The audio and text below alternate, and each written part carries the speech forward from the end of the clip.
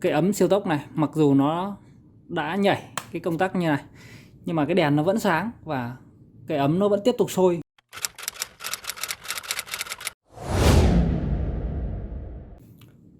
Chào các bạn nhé. Ở cái ấm siêu tốc thì nó có một cái bệnh mà cũng rất hay gặp phải, đó chính là cái bệnh mà khi mà các bạn đun nước thì cái ấm siêu tốc này mặc dù nó đã nhảy cái công tắc như này nhưng mà cái đèn nó vẫn sáng và cái ấm nó vẫn tiếp tục sôi, có nghĩa là cái ấm siêu tốc này nó sôi mà không ngắt. Đấy, thì với cái bệnh như thế này thì cách chúng ta sửa như thế nào? Thì với cái bệnh như này thì bắt buộc chúng ta phải tháo cái phần này ra. Đó, thì đầu tiên nhá, để tháo được cái lắp lưng này ra thì các bạn phải mở cái lắp này lên trước này. Đấy, các bạn mở cái nắp này lên nhá. Đó, và các bạn sẽ dùng một cái gì đó nhọn, tức là hai cạnh tô vít hoặc là dao, các bạn đút vào đây. Đó, và các bạn sẽ cậy nhẹ ra như này để nhấc nhẹ lên nhé, đừng cậy mạnh nó gãy ra là không lắp được vào. Đấy, bên này cũng như thế này, cũng dùng cái tô vít cậy nhẹ một cái. Đấy, các bạn thấy không? Đấy, thì chúng ta tháo được cái nắp của nó ra như này thì ở đây nó sẽ có hai con ốc này. Đó, và các bạn sẽ tháo hai con ốc này ra. Đấy, dùng tô vít là hai cạnh hoặc là bốn cạnh nhé. Thì tháo hai con ốc ở cái phía mà cái tay cầm này ra này. Đó, còn bên này nữa.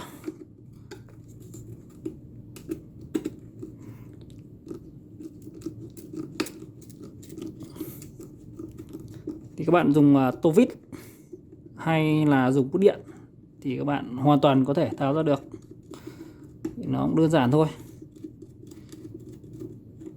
Đấy, thì các bạn cứ tháo hai con ốc này ra trước này. Đấy.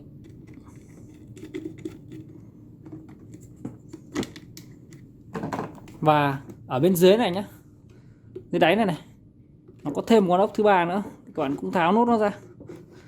Đấy, tháo con ốc thứ ba ở dưới này ra nhé. Đây.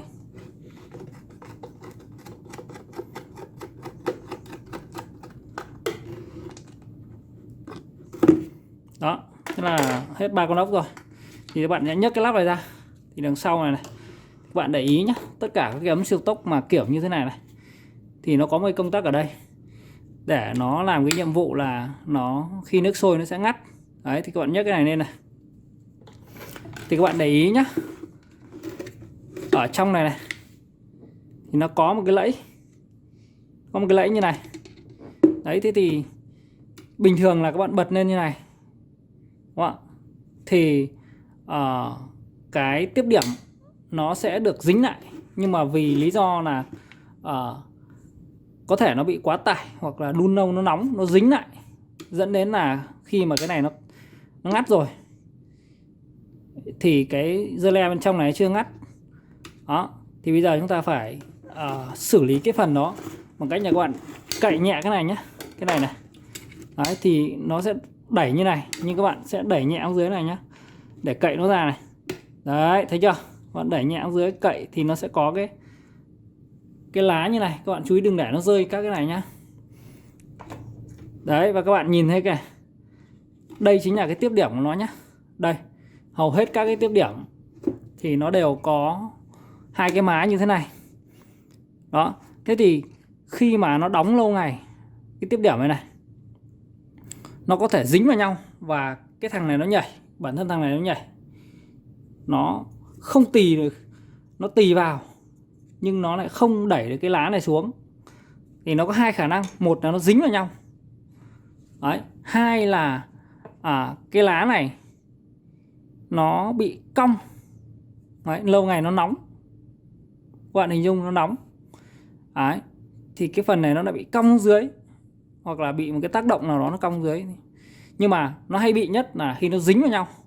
Đấy, thế thì để xử lý cái tiếp điểm này, đấy, thì các bạn sẽ dùng một cái dao hay là cái tô vít mỏng, tô vít hai cạnh mỏng, đúng không ạ?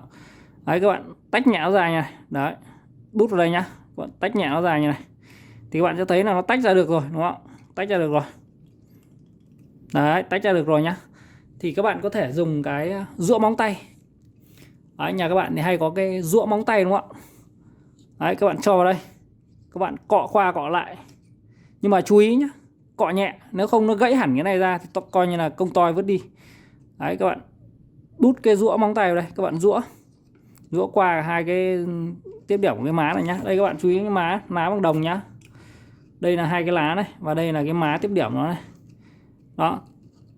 Thì các bạn sẽ rũa nó đi. Hoặc là dùng cái gì đó mà nó có cái nhám nhám một chút, như kiểu giấy giáp chẳng hạn.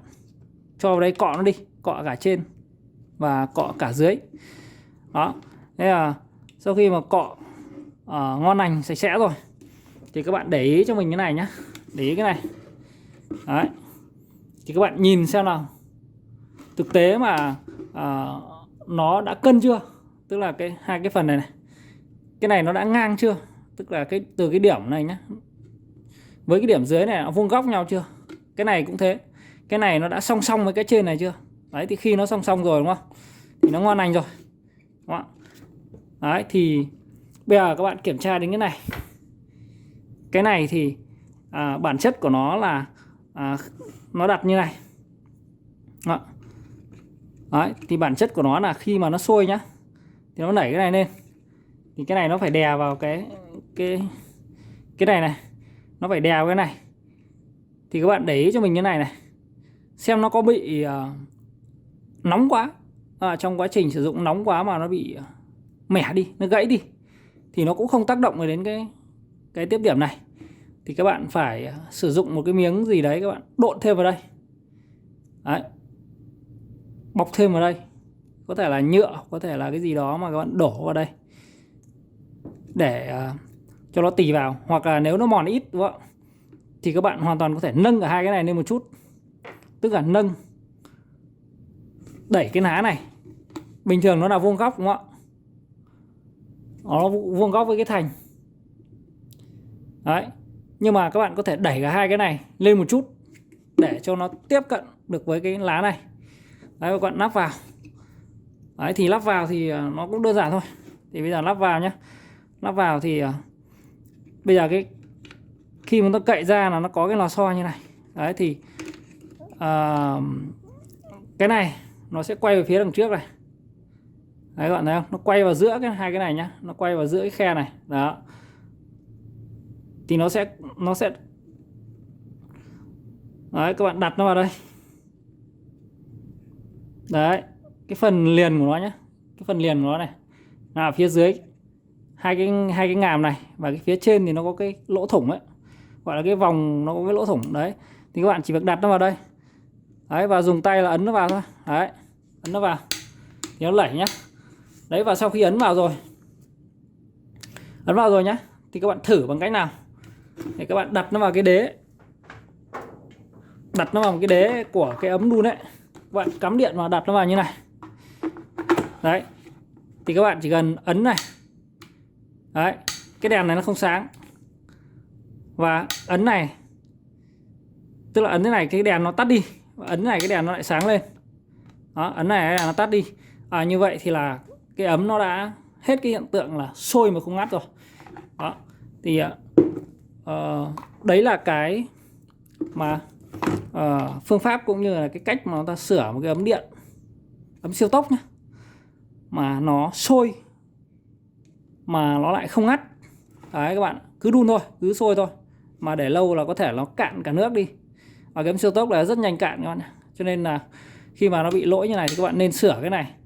Chứ nhiều người là đấu tắt lại, đấy, cho nó chạy, hoặc cứ để như vậy cho nó chạy, thì đến lúc nó hết nước, đấy, nó có thể dẫn đến cháy cái ấm này luôn. Đấy, thì đấy là cái cách sửa đơn giản và hiệu quả đối với cái bệnh là ấm siêu tốc sôi nhưng mà không ngắt. Đấy, nó rất đơn giản phải không các bạn? Thì bây giờ xong cho đâu đấy rồi, các bạn lắp vào. Đấy, thì chúc các bạn thành công. Đấy, cảm ơn các bạn đã theo dõi video. Nhớ like và share kênh của mình nhé.